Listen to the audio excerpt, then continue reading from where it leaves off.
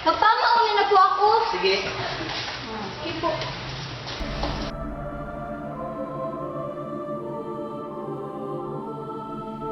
Kahit po mahirap ang buhay ngayon, kailangan magtrabaho ng marangal para sa pamilya.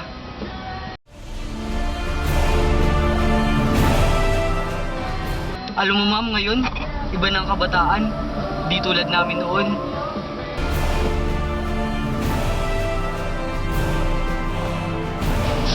Ngayon, iba na ang kabataan.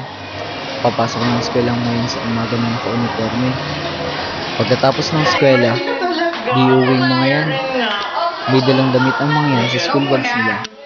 At ang tuloy sa public toilet o sa hotel.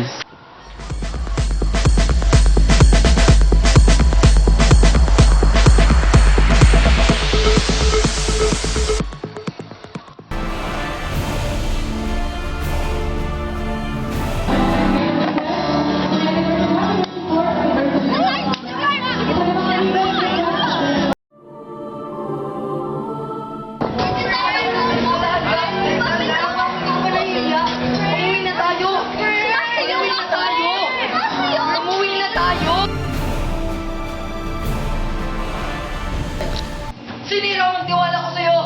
Walang iya ka! Tama na po.